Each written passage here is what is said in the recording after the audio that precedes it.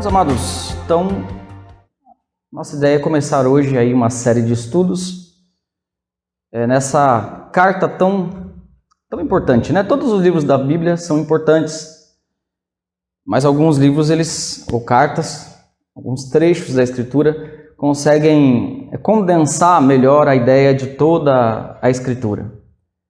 E um desses livros é essa carta aos Gálatas. Poderíamos colocar Romanos aqui também, dentro desse propósito. E apesar de ser uma carta de tamanho relativamente pequeno, nós temos aqui questões que giram em torno da centralidade do Evangelho, do porquê realmente nós seguimos a Cristo, como por exemplo a justificação pela fé. Então, nossa palavra de hoje, nós teremos dois períodos, duas partes. Em uma parte nós vamos dar uma introdução geral a esta carta, com elementos relacionados ao contexto da carta, para que o irmão possa se situar, a irmã possa se situar e se familiarizar com o cenário, o contexto, a ocasião e a autoria e questões relacionadas, é claro que de uma maneira reduzida, resumida. Eu quero apresentar essas questões aqui para os irmãos e depois nós vamos estudar de uma maneira também breve a primeira perícope, é como nós chamamos um trecho, o primeiro trecho desta carta, que é a saudação do apóstolo Paulo, do versículo 1 até o versículo de número 5.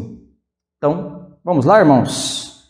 A primeira coisa que nós temos que mencionar é a autoria desta carta. Então, apesar de que alguns livros das Sagradas Escrituras trazem o seu autor, está escrito lá, no comecinho do livro, é o caso das cartas, nem todo livro traz a autoria. É o exemplo, por exemplo, o Evangelho de Mateus, o Evangelho de Marcos, e outros tantos livros da Escritura que quando nós começamos a ler, nós não sabemos quem foi o autor pelo livro, nós sabemos por indicações da tradição, por elementos internos que apontam para a autoria, e não é o caso de Gálatas, O apóstolo Paulo começa dizendo que ele é o autor da carta. Apesar disso também, o fato de alguém dizer que escreveu, colocar o seu nome em determinado livro, não significa que foi esse alguém que escreveu, que é o autor, Nesse caso sim, no caso dos livros da Bíblia, os livros canônicos, todos aqueles que levam a autoria, nós acreditamos que estejam corretos, de acordo com elementos internos e externos, como eu disse. Mas havia outros livros no período do primeiro século, segundo século, terceiro século, que circulavam na igreja, em alguns círculos, e alguns deles levavam nomes de pessoas conhecidas, mas eram escritos falsos, Então, colocava lá o nome de Pedro, de Maria, de outro homem considerado homem de Deus, para que aquele livro tivesse uma aceitação pela igreja. Eram chamados pseudepígrafos, então escritos falsos, que a pessoa colocava o nome só para que aquele escrito tivesse credibilidade. Bom, em relação à autoria, não é esse caso de Gálatas, não é o pseudepígrafo, não é o escrito falso. De fato, nós temos muitas evidências para não questionar a autoria paulina desta carta. Lembrando sempre, irmãos, que nem sempre aquele que é o autor é aquele que escreve.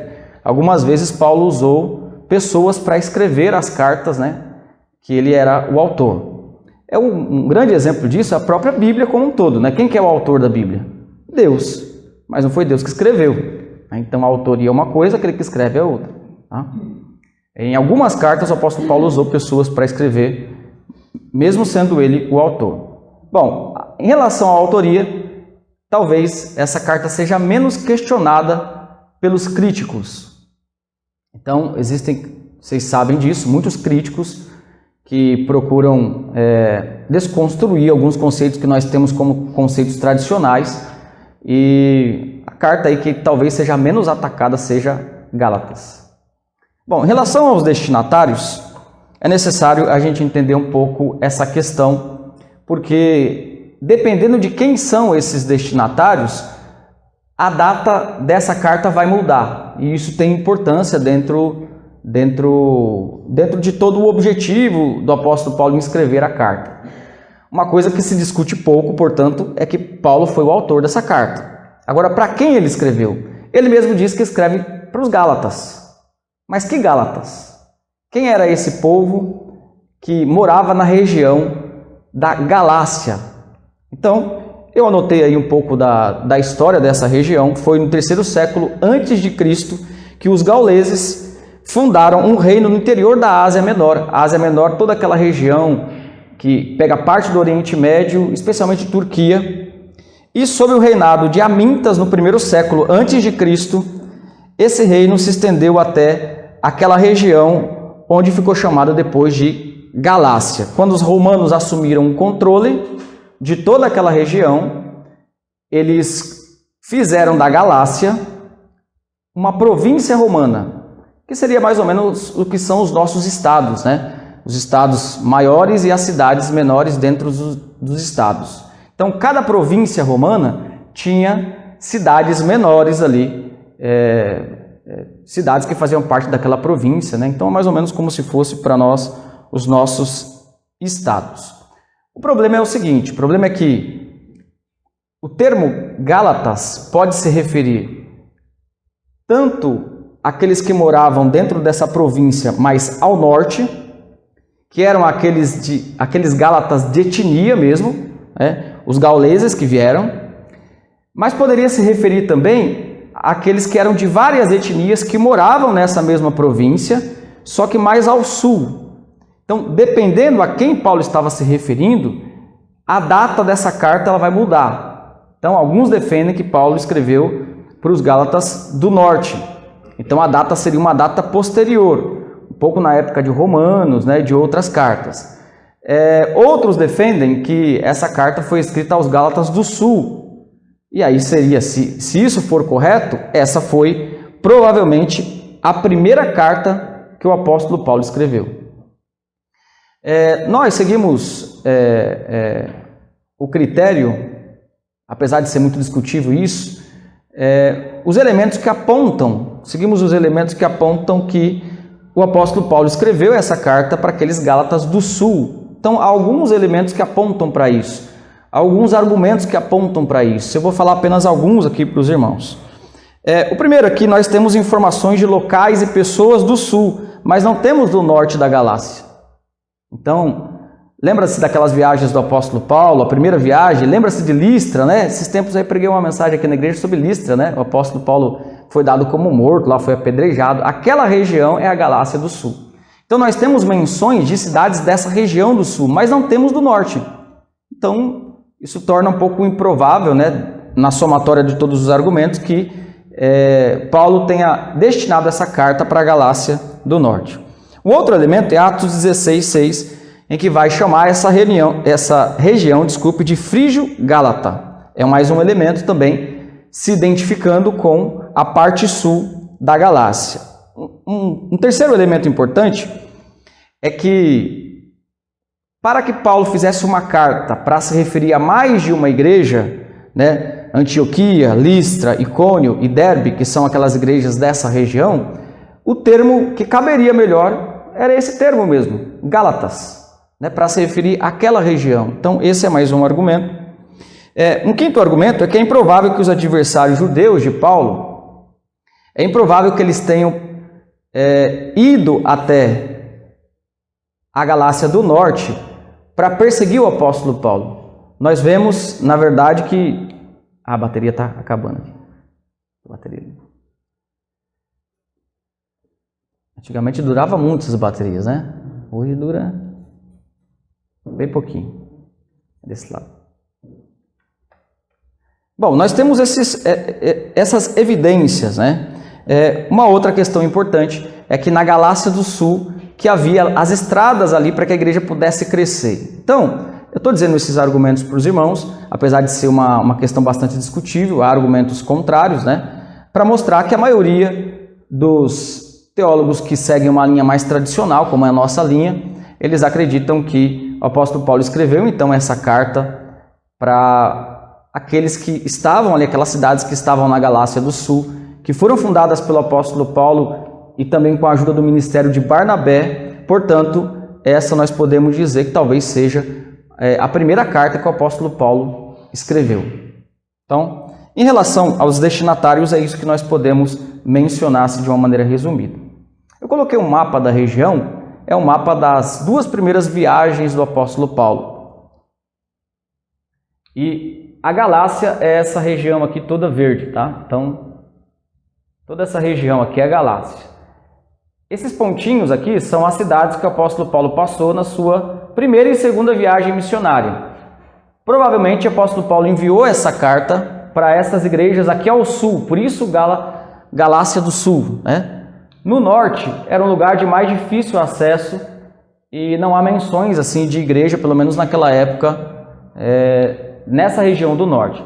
Toda essa região aqui, irmãos, é onde hoje, toda essa região aqui, olha, é onde hoje é chamada de Turquia. Então, toda essa região faz parte da Turquia hoje.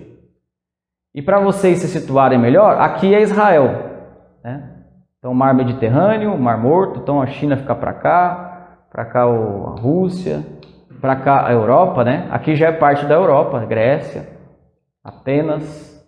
Bom, só para os irmãos aí se situarem um pouco nessa questão geográfica. Em relação à data, bom, uma coisa está ligada com a outra, né? A data está ligada com a questão dos destinatários. Então, tudo indica que o apóstolo Paulo escreveu para aqueles que eram da Galácia do Sul. Há mais, pelo menos 2 elementos que apontam para o fato de que essa carta é antiga e não é atual, como se tivesse sido escrita para a Galácia do Norte. 2 elementos importantes. O fato, eu anotei esses 2 elementos aqui, o fato de o apóstolo Paulo não mencionar aquele concílio que teve em Jerusalém, em Atos capítulo 15. Então você se lembra que teve um concílio em Jerusalém, em Atos 15, para resolver questões relacionadas aos gentios que estavam se convertendo. Porque os judeus não sabiam o que fazer com os gentios, né? Eles se circuncidavam, eles guardavam a lei. E os gentios? O que tinham que fazer com os gentios? Então, neste concílio, ficou decidido ali que não ia ser imposto aos gentios a lei judaica. Então, Paulo não cita esse concílio aqui. E Paulo está falando de um assunto na carta toda que está relacionado exatamente com a guarda da lei. Então, se este concílio tivesse já ocorrido, seria muito provável que o apóstolo Paulo citasse esse concílio. Ele diria, nós fizemos o concílio, os presbíteros junto com os apóstolos, e a gente já resolveu essa questão. Mas não há nenhuma menção. Então, Paulo não menciona os decretos do concílio de Jerusalém, em Atos capítulo 15.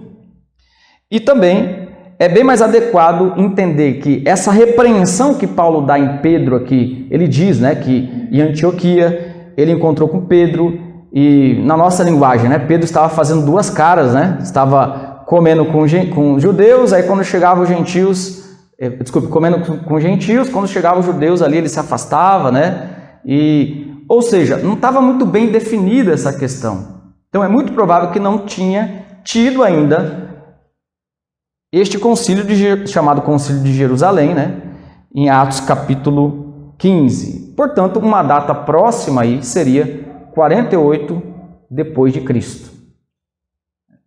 Para a gente ver a antiguidade dessa carta. E por isso ela é enquadrada dentro do grupo das cartas clássicas, né, e até por causa de seu assunto, né. O assunto da carta aos Gálatas é um assunto muito central e de alta estima, especialmente para os protestantes. Então a gente vai trabalhar um pouco sobre isso e os irmãos vão poder entender essa linha de raciocínio. Bom, coisa bastante importante para nós é a ocasião. O que é a ocasião? A circunstância na qual a carta foi escrita. Qual é o contexto? Qual era a necessidade?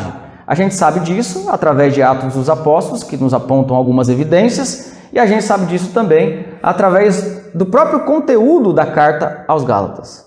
Então, se os irmãos lerem Atos capítulo 13 e capítulo 14, onde estão as viagens do apóstolo Paulo, nós ficamos sabendo que Paulo e Barnabé evangelizaram. Nós já vimos aqui, mostramos no mapa, aquela região sul da Galácia. E o costume dos apóstolos, e eu chamo Barnabé também de apóstolo, mas no sentido de missionário, era chegar em uma cidade e procurar uma sinagoga. Então, anunciava-se primeiro o evangelho para os judeus, E como era de costume para os judeus e também para os gentios que eram tementes, porque tinha muitos gentios que eram tementes a Deus e abraçavam ideias judaicas. Então pregava-se o evangelho primeiramente a essas pessoas. Como na maioria das vezes os judeus acabavam rejeitando o evangelho, eles passavam para a pregação assim abertamente, destinando a pregação abertamente para os gentios.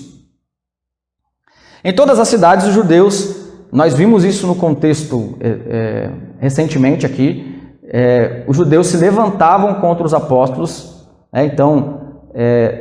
um pouco antes de ser apedrejado em Listra, Paulo passou por algumas cidades nessa mesma região e os judeus já estavam conspirando ali, matar o apóstolo Paulo, matar Barnabé, fazer alguma coisa contra eles. Então eles tinham muitos inimigos judeus. Isso é importante por causa do contexto dessa carta, a ocasião dessa carta.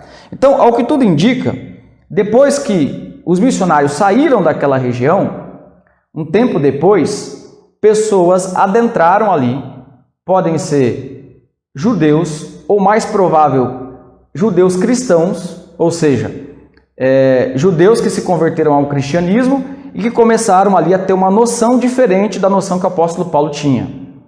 Eles começaram, então, ali a impor algumas condições para que a pessoa pudesse ser salva, a ensinar sobre isso. Então, por exemplo, ensinar que a salvação cristã deveria se submeter à lei judaica. Então, a pessoa, para ser salva, ela podia, então, abraçar a Cristo, aceitar a Cristo, ela devia fazer isso, porque, afinal de contas, eles tinham um elemento cristão, Só que eles deviam também se circuncidar, guardar os dias de festa, guardar a lei.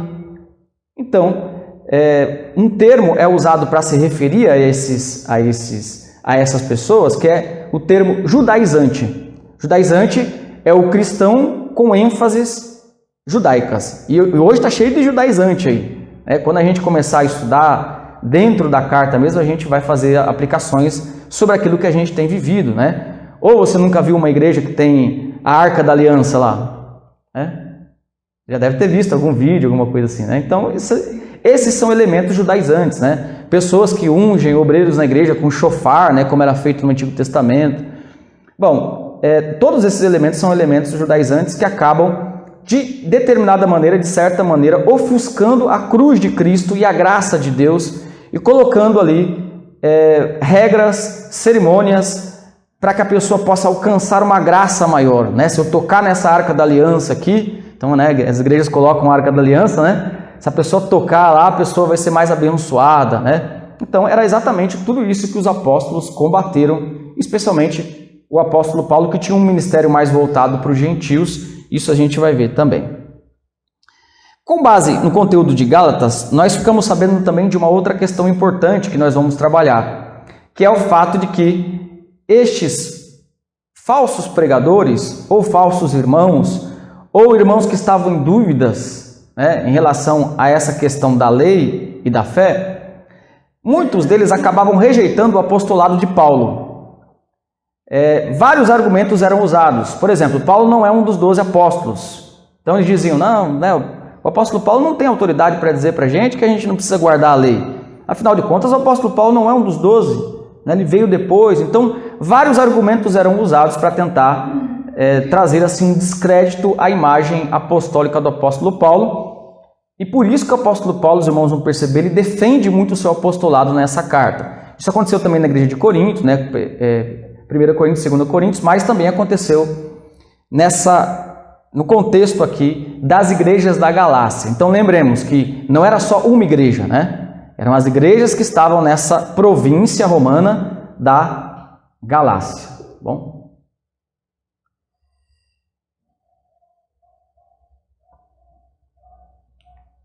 Uma questão importante está relacionada ao cânon.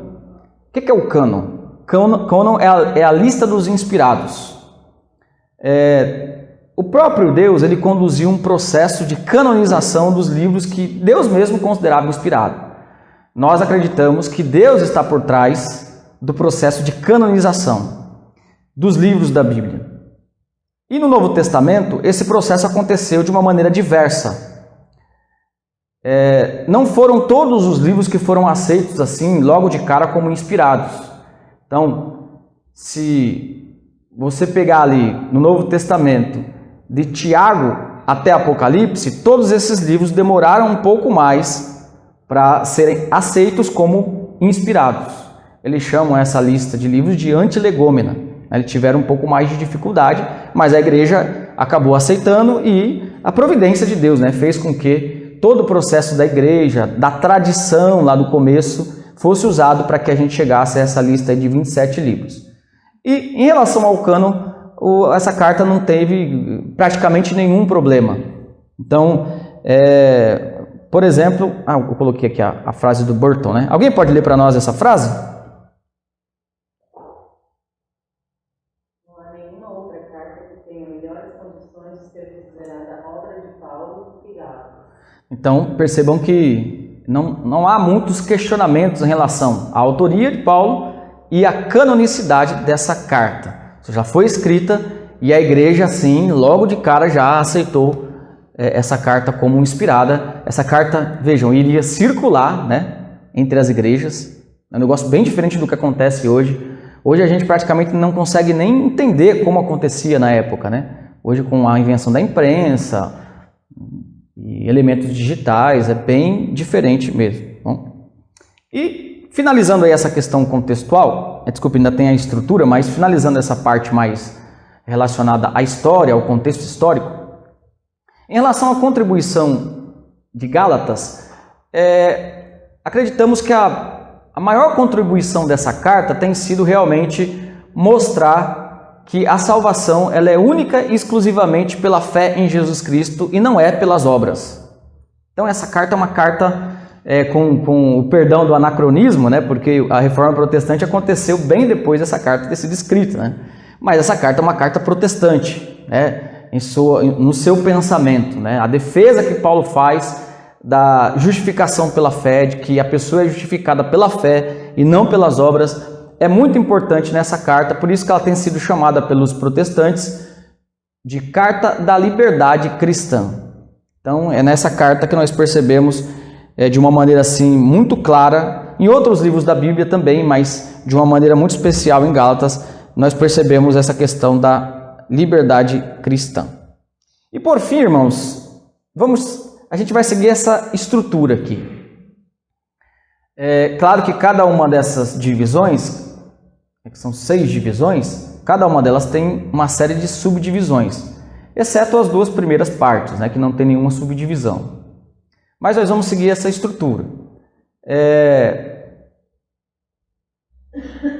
Os estudiosos costumam, quando eles analisam o livro da Bíblia, eles dão alguma estrutura, né, de como acontecem as divisões. Então, eu elaborei essa divisão aí como uma média aí do que os estudiosos têm dito a respeito de Gálatas e para que a gente possa seguir aí uma estrutura, né, e uma estrutura também temática. Então, nós temos no início a introdução, que é a saudação. O apóstolo Paulo começa saudando as pessoas, né? Depois nós já passamos para a condenação do falso evangelho. Essa carta é muito ímpar nesse sentido, que o apóstolo Paulo está tão indignado que ele apenas saúda o povo ali e já começa a dar uma bronca ali. Diferente como ele faz em outras cartas, que ele fala de orações. Vocês devem se lembrar, por exemplo, Filipenses, Efésios, que Paulo diz assim, olha, depois que eles falam, né, que ele é o apóstolo Paulo, né, pela graça de Deus, apóstolo de Cristo, ele diz assim, ó, tenho dobrado meu joelho por vocês, né? Ele fala alguma coisa assim, né, louvando a Deus pela vida das pessoas, e nessa carta aqui ele não faz isso, ele vai direto já para a condenação do falso evangelho. A terceira parte é a defesa autobiográfica em favor do evangelho, capítulo 1, verso 11 até o capítulo 2, verso 14, aí tem algumas subdivisões. O apóstolo Paulo, ele conta como ele se tornou um apóstolo. Isso é importante para a defesa do seu apostolado. Afinal de contas, havia pessoas ali que não acreditavam que ele era um apóstolo. Então fazia todo sentido Paulo ali defender o seu apostolado. A parte principal da carta, a argumentação principal, exposição da doutrina da justificação pela fé, capítulo 2, 25 até o 5:12, é uma parte grande. E depois as orientações práticas. Como é a vida no evangelho? Então, é claro que é ruim a gente separar assim, teoria e prática, né? Tudo na Bíblia é teoria e prática ao mesmo tempo, né? Mas há uma certa ênfase no começo das cartas de Paulo, uma ênfase mais teórica, é prático, mas também a ênfase é um pouco mais teórica, e no final das cartas, geralmente ele parte para uma ênfase mais de aplicação. E é essa parte que é a mais conhecida dos irmãos, é a parte que está o fruto do Espírito, né? Então, vai ser legal para a gente entender que essa questão do fruto do Espírito está dentro de um contexto de discussão a respeito da lei, olha só.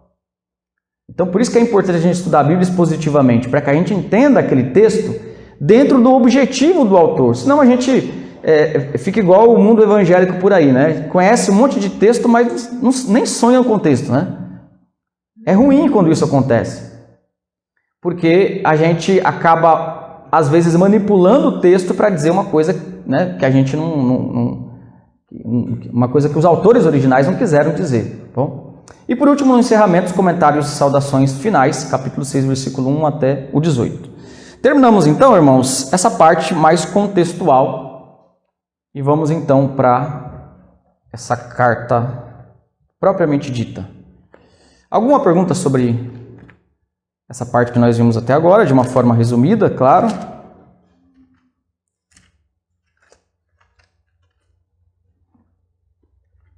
Alguma pergunta? Alguma questão? Então, Gálatas não tem nada a ver com aquela marca de chocolate, né? Como que é? Qual marca que é?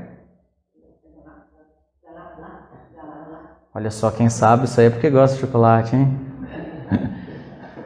Galáxia, né? E também não tem nada a ver com galáxia, né? Que também é uma palavra parecida, né? Então era aquela região, tem a ver com os fundadores, os gauleses, que fundaram ali aquela região e depois foi dominada pelo Império Romano e virou a província da Galácia. Nenhuma pergunta, irmãos? Nenhum comentário? Vamos lá.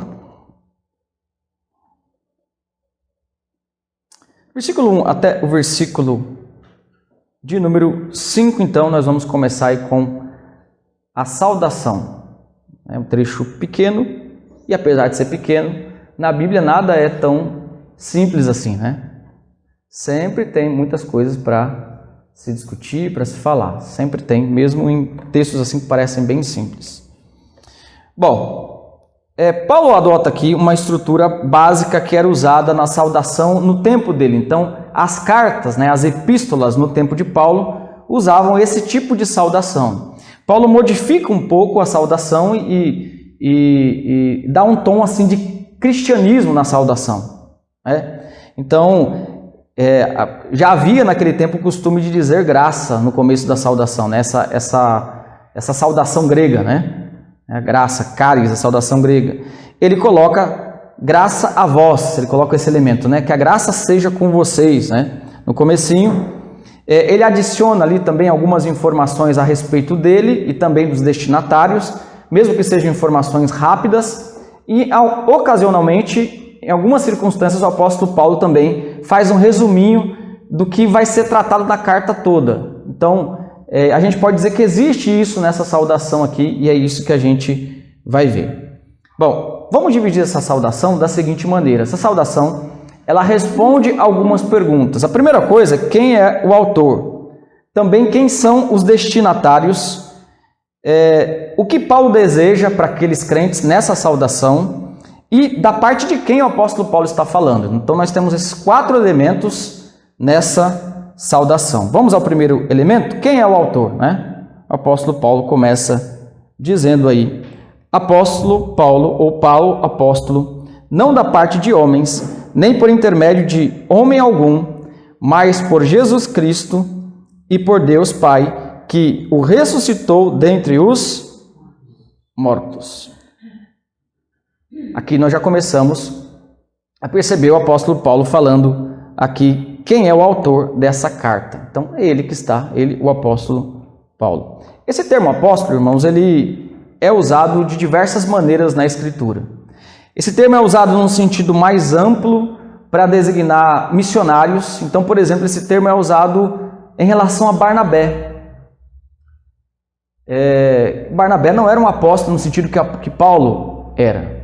Paulo era um apóstolo no sentido etimológico da palavra. A palavra apóstolo significa enviado. O missionário não é enviado? Então, em certo sentido, todo que é enviado, né, é um apóstolo, nesse sentido. Então tem esse sentido mais abrangente. Todos aqueles que eram enviados, a palavra que nós usamos hoje para missionário, a palavra que era usada era apóstolo, aquele que é enviado. Só que tem um sentido mais específico, como se referindo àqueles 12 que foram chamados por Cristo. E até um nome que se torna ali quase que um nome próprio, né, que é os 12. É como se referindo aos 12 apóstolos. Mesmo que os 12 apóstolos, em determinado momento, não fossem mais 12. Mas é um nome, entendeu? Um título, assim, né? Que se tornou a questão dos 12 apóstolos, né? Nós sabemos que Jesus chamou 13 apóstolos, né? Com o apóstolo Paulo. E o nome dos 12 é um símbolo. Assim como as tribos também são 12 tribos, mas tem algumas divisões lá, né? Naquelas tribos, e o nome 12 acaba sendo ali uma espécie de símbolo. O apóstolo Paulo entendia que ele mesmo era um apóstolo verdadeiro, no sentido dos 12. Ele era um apóstolo no nível dos 12. Então Paulo vai defender o seu apostolado, ele vai dar vários elementos para isso. Por exemplo, o apóstolo Paulo vai dizer que ele viu Cristo ressuscitado. Então vamos dar uma olhadinha nesses textos, sem tirar aí da carta, apesar que já está projetado aqui também o texto, né? Vamos até 1 Coríntios,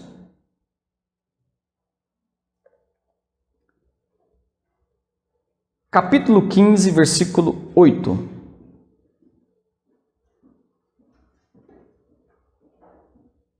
Então, esse é um elemento importante. Eu queria que os irmãos prestassem atenção nesses elementos. Hoje, eu até ia trazer alguma coisa para os irmãos anotarem ali, um papel, né? Para que os irmãos gravem aí os elementos que faziam do apóstolo Paulo um apóstolo, que eram os mesmos elementos que os 12 também tinham. E é exatamente por causa desses elementos que a gente não acredita que existem apóstolos hoje. Então nós já temos uma aplicação aqui importante. Bom, a gente não acredita que existem mais apóstolos. Pode existir missionários, enviados, mas apóstolos não existem mais. 1 Coríntios 15, 8. Alguém pode ler para nós?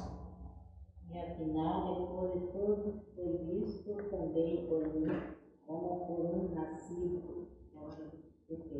Isso. Paulo está falando que Jesus ressuscitou e apareceu, né, apareceu para diversas testemunhas, e depois, como um fora de tempo, apareceu também para ele.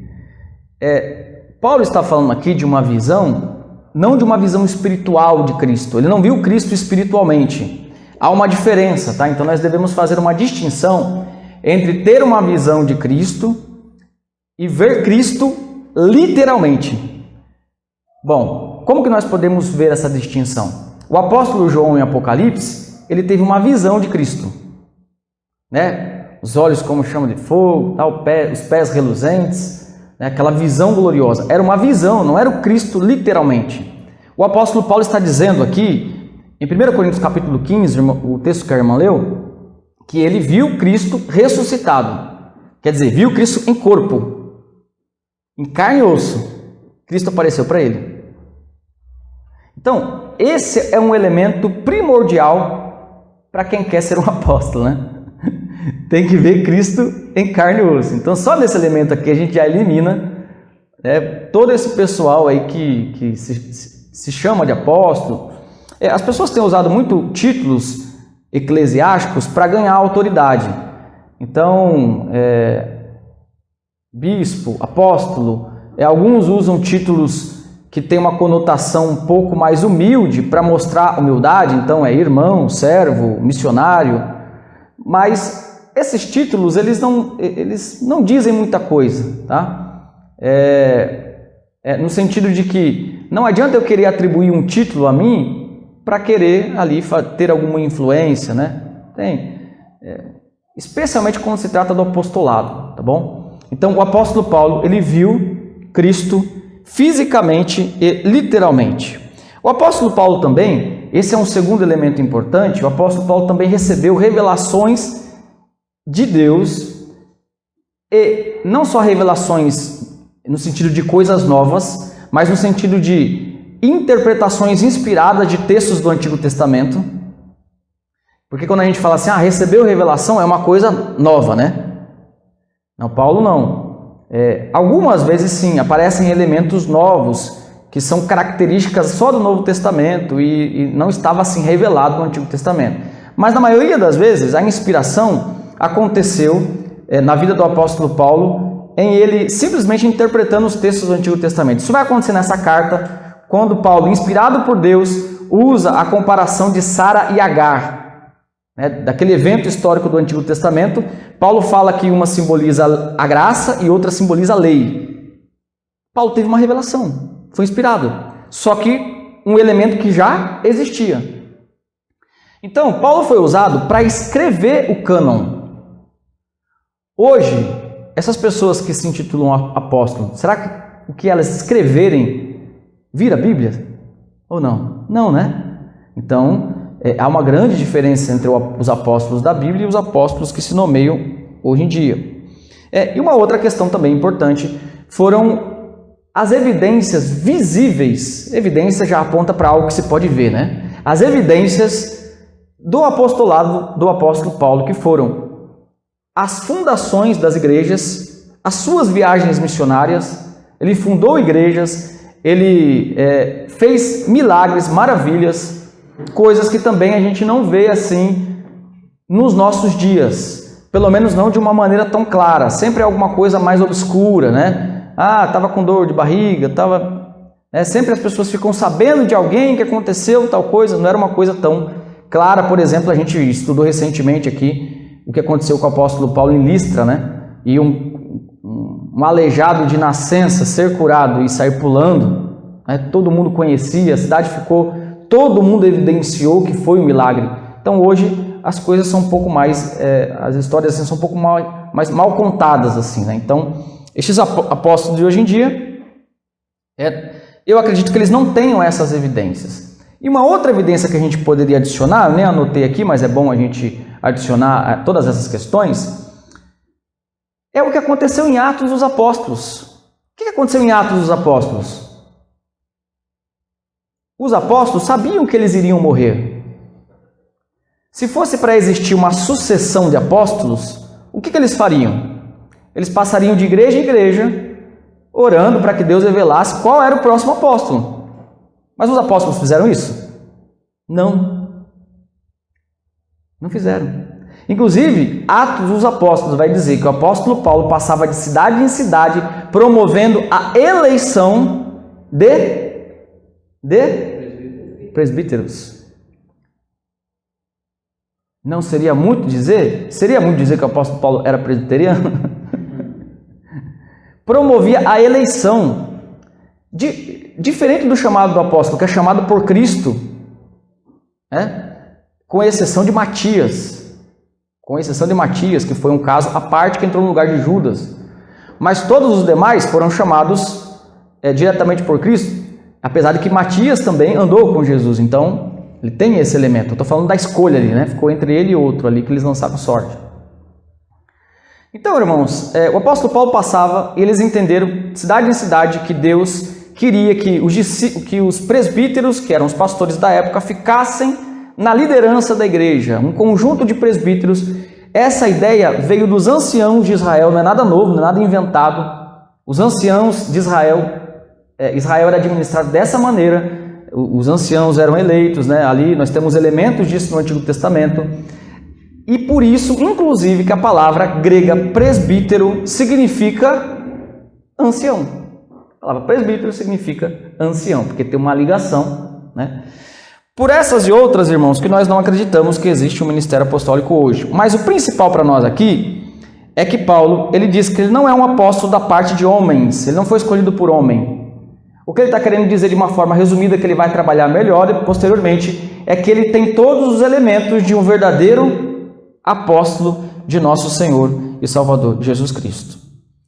Só que ele estava sozinho aqui? É só ele que ele cita aí? Não, né? Ali no versículo 2, ele diz, Paulo, apóstolo, né? Ele vai citar, não da parte de homens, mas nem por intermédio de homem algum, mas por Jesus Cristo, que ressuscitou dentre os mortos, né, ressaltando a ressurreição, e ele vai dizer, e todos os irmãos, meus cooperadores, meus companheiros. Ele está colocando ali, junto dele, como uma espécie de coautoria, pelo que ele está falando, alguns irmãos que ele não cita na carta, mas em outras cartas ele cita alguns irmãos que eram companheiros de ministério dele, né, Tito, Timóteo e tantos outros, né, que pode estar incluído aqui nessa menção aqui, e todos os irmãos, meus companheiros, nós não sabemos, mas é um círculo, não é uma designação geral, como se ele tivesse em uma igreja, né, e ele estivesse falando, ó, dessa igreja aqui, não é uma coisa geral, é um círculo específico de pessoas que andavam com o apóstolo Paulo. Então, quem é o autor? O apóstolo Paulo e os seus irmãos, companheiros, né? Tem coisa também no texto que não tem como, se a gente for parar em cada palavra do texto, a gente vai demorar um século, né, para pregar em Gálatas, né? Mas tudo aqui vale a pena, né? Valeria a pena. Até a palavra irmãos, a gente chama um ou outro de irmão meio que automático, né? E alguns até nem chamam mais, né, de irmão, né? Mas o apóstolo Paulo costumava chamar de irmão por causa dessa fraternidade mesmo. A igreja é uma fraternidade. Nós somos uma família em Cristo Jesus, por isso ele, todos os irmãos, meus companheiros. A parte B do versículo 2 nos aponta o destinatário. Quem eram os destinatários? O que está escrito aí? Parte B do versículo: as igrejas da Galácia. Então, a gente não vai falar de novo o que a gente já falou no começo, né? Provavelmente a Galácia do Sul fazia parte de algumas igrejas ali, Listra fazia parte, Derbe fazia parte. Então, algumas igrejas, um grupo de igrejas de toda essa região da Galácia. Agora, o que é importante para nós aqui é o termo igreja. O apóstolo Paulo está usando esse termo no sentido de um conjunto de igrejas de uma região. Lembre-se, a gente já teve aulas aqui sobre isso, que a palavra igreja pode ser usada em diversos sentidos. Muita gente se confunde com isso, especialmente um movimento aí que na história da igreja é um movimento novo, que são os desigrejados, aqueles que acreditam que a pessoa não tem que congregar mais. Então eles dizem o seguinte: igreja significa as pessoas. Igreja significa as pessoas. E nem sempre igreja significa as pessoas. Essa palavra é usada de diversas maneiras. Essa palavra é usada no sentido de uma igreja local, uma igreja reunida. Essa palavra é usada no sentido de várias igrejas reunidas. Essa palavra é usada no sentido de igreja mística, ou seja, igreja que a gente não vê. Então, por exemplo, nós aqui fazemos parte de uma igreja local. Então, em certo sentido, nós fazemos parte de uma organização. Mas nós também fazemos parte da igreja invisível. Então, em certo sentido, a gente faz parte de um organismo vivo. A organização nós conseguimos ver. Quem faz parte do organismo vivo, a gente não tem certeza. O caráter da igreja é assim, né? Visível, invisível. De um lugar e geral. Organização, organismo. Então, nós vemos Paulo usando esse termo aqui, igrejas, no sentido de que aqueles que foram chamados e estavam reunidos. Então, percebam que as pessoas que acham que a igreja não tem que se reunir, a gente precisaria de algum apóstolo escrevendo, o próprio Jesus dizendo assim, para a gente não se reunir. O apóstolo poderia escrever essa carta e dizer assim, as igrejas reunidas na Galácia, né, nas cidades da Galácia, parem de se reunir porque vocês não precisam mais se reunir. Mas não, pelo contrário. Tanto os apóstolos enviaram cartas a essas igrejas organizadas, indicaram a estrutura eclesiástica que essas igrejas deveriam ter, questões relacionadas com disciplina, com cargos da igreja, com quem deveria ser ordenado ou não. Não há desigrejismo na Bíblia, no texto bíblico, só na cabeça das pessoas que querem acreditar nisso. Senão a gente tem que rasgar todo o Novo Testamento. O Novo Testamento foi escrito quase em sua totalidade para abastecer igrejas locais. Até os evangelhos. Carta 7 igrejas da Ásia. Então, se o pessoal não se reunisse, que sentido faria isso, né? Bom, mas enfim, depois nós temos mais duas divisões aqui, que é o que ele deseja na sua saudação. Então, o verso 3, parte A. Vou ler o verso 3 todo, depois a gente lê todo de novo, não tem problema, né? Que faz parte aqui de outras, da última divisão. Graça a vós, outros, e paz da parte de Deus, nosso Pai, e do nosso Senhor Jesus Cristo. Então, a ênfase aqui é o que ele deseja nessa saudação. O que ele deseja nessa saudação é o que, irmãos? Graça e paz. Essa se tornou uma saudação muito comum para os cristãos. E, de certa maneira, essa saudação abarca elementos cristãos e do Antigo Testamento, né? Do Novo Testamento e do Antigo Testamento. Elementos gregos, que é o caso da palavra graça, e elementos do hebraico, que é o caso da palavra paz, apesar da palavra paz aqui estar no grego, mas o conceito de palavra paz aqui é o conceito de shalom, né? Então, os judeus não se cumprimentavam dessa maneira? Shalom. Então, a saudação cristã, graça e paz. O elemento grego, o elemento hebraico. Graça apontando para a salvação em Cristo Jesus e para a obra de Cristo, e que a nossa salvação não é por nosso mérito. E paz apontando para o significado de shalom, que é harmonia, né? Uma harmonia plena. Em Cristo nós temos o quê? Harmonia entre nós e o Pai através do seu sangue e uns com os outros. Então, graça e paz é isso que ele deseja para estes crentes em Cristo Jesus. E a parte maior da saudação, versículo 3, a parte B até o versículo de número 5, nós vemos aí que ele revela da parte de quem ele está falando. Vamos ler aí? Verso 3, a parte B do verso 3, da parte de Deus, nosso Pai, e do Senhor Jesus Cristo. De certa maneira, o texto aqui, a gramática do texto aponta que a fonte da graça e a fonte da paz não é só Deus, mas o Senhor Jesus Cristo. Então, a graça e a paz é de Deus e do Senhor Jesus Cristo também. Há esse elemento aqui também no texto, significando que não existe duas fontes de graça e paz, mas uma fonte só, que é Deus. Pai e Jesus são a mesma fonte. Então, da parte de Deus, nosso Pai, e do Senhor Jesus Cristo, o qual fez o quê? Versículo 4, os irmãos podem ler? O qual se entregou a si mesmo pelos nossos pecados, para nos examinar e segundo a vontade do nosso Deus Pai. A quem seja a glória pelos séculos dos séculos. Amém. Nessa fala aqui, a respeito de Cristo Jesus nosso Senhor, tem algumas respostas a algumas perguntas que a gente poderia levantar. O que ele fez? Por quê? Para quê? E segundo quem? Então vamos lá, irmãos. Olhem para o texto. O que ele fez? O que Jesus fez? Se entregou a si mesmo. Jesus se entregou a si mesmo. Isso aponta para o sacrifício de Jesus, a linguagem sacrificial, né? Como um cordeiro ele se entrega. Por que ele teve que se entregar? Isso, por causa dos nossos pecados. Para quê?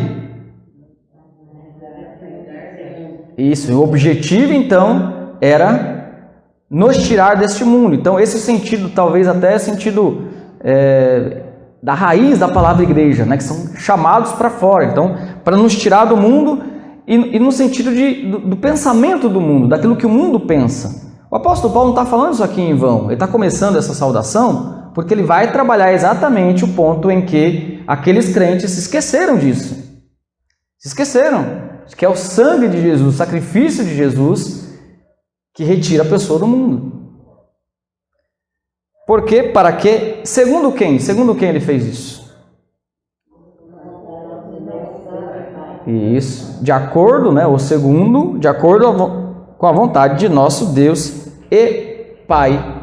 E o apóstolo Paulo termina com o propósito de todas as coisas, que é: a quem seja glória pelos séculos dos séculos. Amém. E eu quero deixar então 2 lições aqui desta saudação, 2 lições importantes a respeito dessa saudação para todos nós. A primeira coisa é que é necessário que a gente tenha convicção do nosso chamado. É isso que o apóstolo Paulo demonstra logo no início. Apesar de grande oposição, o apóstolo Paulo tinha convicção que Deus o chamou. É necessário que você tenha convicção de que Deus chamou você. Aí você diz, não, mas Deus me chamou para ser apóstolo. Verdade. E se você pensar isso, você está pensando muito errado mesmo, né? Deus não te chamou para ser apóstolo, nem apóstola. Mas Deus te chamou para muitas coisas. Primeiramente, Deus te chamou para ser igreja de nosso Senhor Jesus Cristo, servo dele, serva dele. E dentro dessas atribuições, Deus te colocou no mundo, para que você, de alguma maneira, viva dentro dessas áreas que até o ímpio tem na vida dele. Família, trabalho. Mas a diferença é que você foi chamado para glorificar a Deus nessas esferas que você vive. E é necessário que você tenha convicção. Se você é casado, Deus te chamou para ser esposo, esposa. É necessário então que você tenha convicção disso. Convicção que eu digo é um certo fervor e entendimento de que Deus me chamou para isso.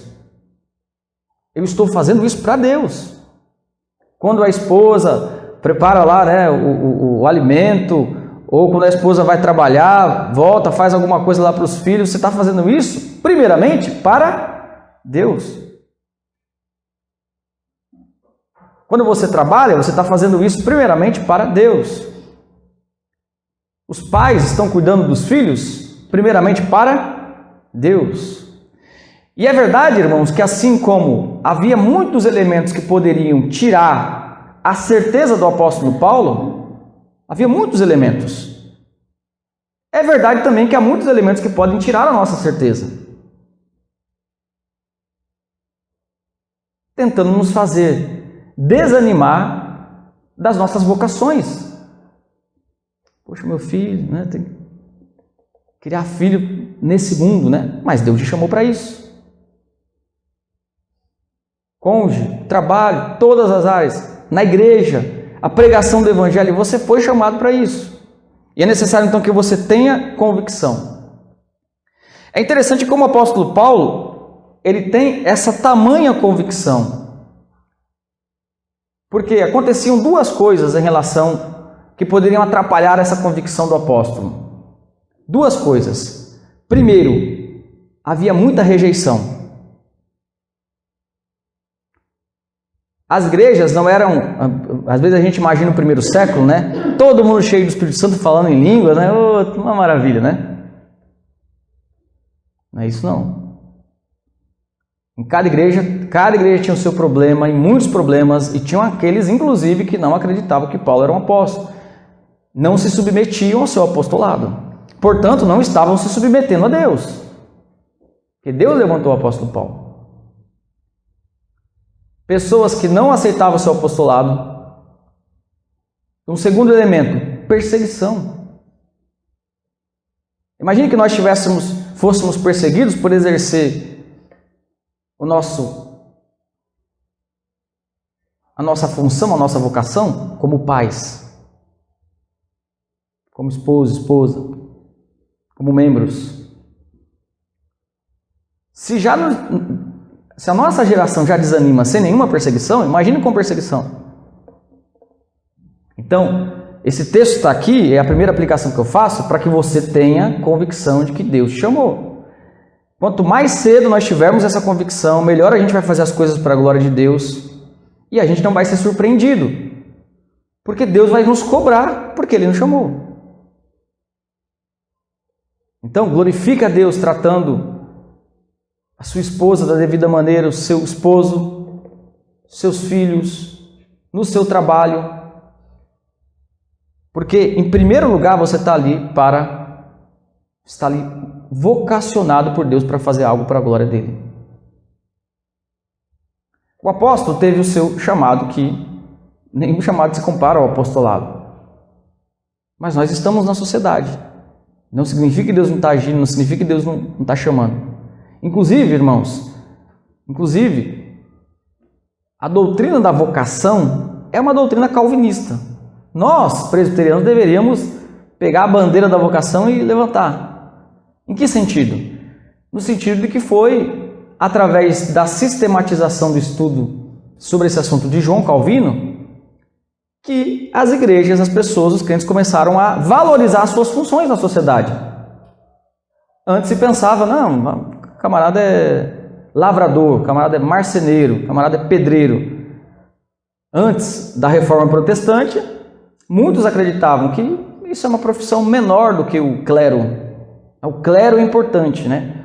Os teólogos, essa função é importante para Deus. Mas quem trabalha ali, né?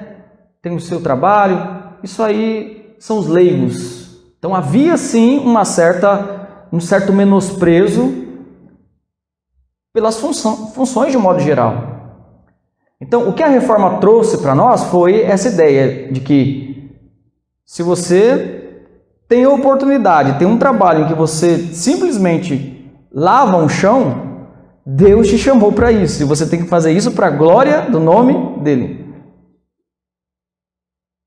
Então, essa chave, essa mudança de mentalidade baseada nas Sagradas Escrituras, foram o que os reformadores trouxeram. Foi isso que trouxe, claro, um dos fatores que contribuiu para uma certa prosperidade nos países de raiz calvinista. Mas às vezes a gente se esquece disso. Que a gente tem que fazer para a glória de Deus. Calvino disse o seguinte: tenhamos sempre isto em mente, que na igreja devemos ouvir somente a Deus e a Jesus Cristo, a quem ele designou para ser nosso mestre. Quem assume o direito de nos instruir deve falar em nome de Deus ou de Cristo. O que ele está querendo dizer? No contexto de Gálatas, muitos não aceitavam o apostolado do apóstolo Paulo, mas ele estava ouvindo, primeiramente, a Deus. Ele foi chamado por Deus. Essa convicção. A segunda questão que eu gostaria de compartilhar como uma lição dessa saudação do apóstolo Paulo aqui em Gálatas é que a gente precisa levar a sério o pecado pelo qual Cristo morreu. Vocês responderam a pergunta aqui. O que ele fez? Se deu a si mesmo. Por que ele teve que fazer isso? Por causa do pecado. A doutrina do pecado, irmãos, é muito importante dentro do pensamento cristão. E mais especificamente dentro do pensamento reformado. É a doutrina do pecado que nos ajuda a ler a sociedade, enxergar por que as pessoas fazem o mal. E a doutrina do pecado que nos ajuda a entender a salvação. Quanto mais uma pessoa entende a doutrina do pecado, não só que ela é pecadora, mas a doutrina do pecado, que o pecado fez, as mazelas que o pecado trouxe, mais essa pessoa, alcançada pela graça, mais essa pessoa vai glorificar a Deus. O próprio apóstolo Paulo fez uma relação entre pecado e graça. Lembra-se que Paulo fez uma relação entre pecado e graça? Lembra-se dessa relação? Onde abundou o pecado? Aí, podem pagar um lanche para nossa irmã, hein? Menos o marido dela. Então, irmãos, é muito necessário. Hoje o conceito de pecado está se esvaindo do cristianismo. Porque quando a gente fala de pecado, isso é uma coisa ofensiva. A gente tem que falar de problemas, de atitudes ruins que as pessoas tomam. A gente tem que falar de mentira, a gente tem que falar de ódio, a gente tem que falar de impureza sexual, tudo isso. E nós, seres humanos, por natureza, não queremos ouvir, não queremos ser repreendidos. E eu diria que o Evangelho começa com a doutrina do pecado. Porque se o Evangelho é uma boa nova, é uma boa notícia, é porque tinha uma má notícia antes. Não é verdade? Se estava tudo bem, qual o sentido do Evangelho? Não, a sociedade está toda... Jesus veio e a sociedade estava uma beleza, estava... Qual o sentido da boa notícia então? A boa notícia é que a sociedade estava todo mundo indo para o inferno. É isso, todo mundo indo para o inferno. E aí vem o Evangelho, agora vocês têm a salvação em Cristo Jesus. Essa é a boa notícia. Jesus resolve o problema do pecado. Então, por isso que Paulo, na introdução, ele já coloca isso. Então, é necessário a gente entender que Cristo não morreu. Isso, eu sei que os crentes, eles geralmente entendem bem isso, mas às vezes os não crentes, eles acabam não entendendo muito bem isso, e acabam pensando que Cristo morreu só para dar um exemplo. Ó, Jesus, é tão legal Jesus ter morrido por mim na cruz, né? Porque olha que exemplo de amor que ele fez por mim. Então, mas preste atenção no que é isso. Cristo morreu porque o seu problema não poderia ser resolvido de outra maneira. Cristo morreu, tomou o seu lugar, exatamente porque você não conseguiria se salvar. A sua situação era tão terrível, você estava tão atolado no pecado, indo para o inferno de uma maneira tão irreversível, que Cristo teve que morrer na cruz. Então o negócio é inverso. A cruz, ela mostra, eu acho que de uma maneira mais chocante, a nossa maldade. Claro, mostra o amor de Deus também. Mas o amor de Deus poderia ser demonstrado de muitas maneiras. Por que Cristo teve que morrer? Porque foi o extremo, irmãos. Foi o extremo. Não poderia ser resolvido de outra maneira. Aí a gente entra em outro ponto doutrinário importante reformado. Que a morte de Jesus não foi uma opção. Não foi só uma programação dentro de tantas programações que Deus podia fazer. Mas foi necessária. Somente a morte de Cristo, dentro da economia de Deus, dentro do pensamento divino, somente a morte de seu filho poderia trazer perdão para as pessoas. Tomemos cuidado com ideologias que menosprezam o pecado. E quando eu digo ideologias, estou falando de todas as ideologias. Porque por um lado existe o marxismo, que simplesmente acredita que todo ser humano é bom. Isso para nós é heresia, né? Blasfêmia. Todo ser humano é bom. Quando uma pessoa faz o mal é porque a sociedade que influenciou ela a fazer o mal. Claro, a gente rejeita isso. Por outro lado, existe, por exemplo, o conservadorismo, que acredita que o ser humano é mau, mas que o ser humano tem algumas aptidões para entender a verdade por si só. A Bíblia não é a única revelação. A natureza é uma revelação que a pessoa, pela razão, pode apreender.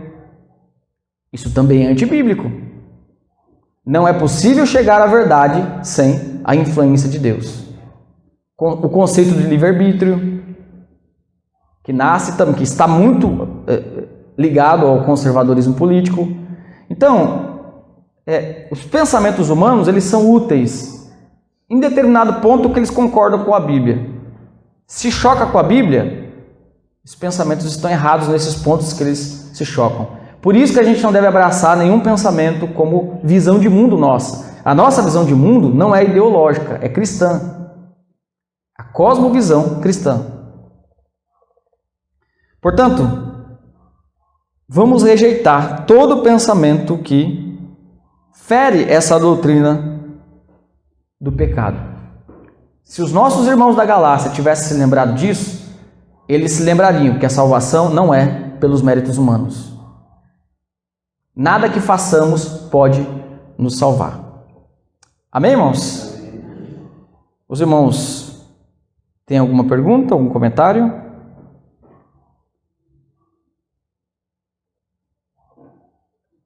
Nenhum, olha só.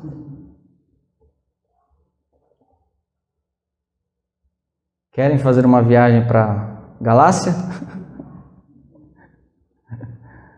Turquia, hoje é a Turquia. Todas aquelas cidades, né? Listra, Derbe, algumas as cidades ali de Apocalipse, Éfeso, Turquia. Vamos orar então? Vamos colocar o nosso coração diante de Deus, especialmente agora agradecendo a Deus por esse início, porque estamos iniciando esses estudos, e também pedindo que Deus nos ajude a aplicar essas duas lições que nós destacamos hoje. Que Deus te ajude a cumprir o seu chamado na sua vida, né? Aquilo que Deus te incumbiu de fazer.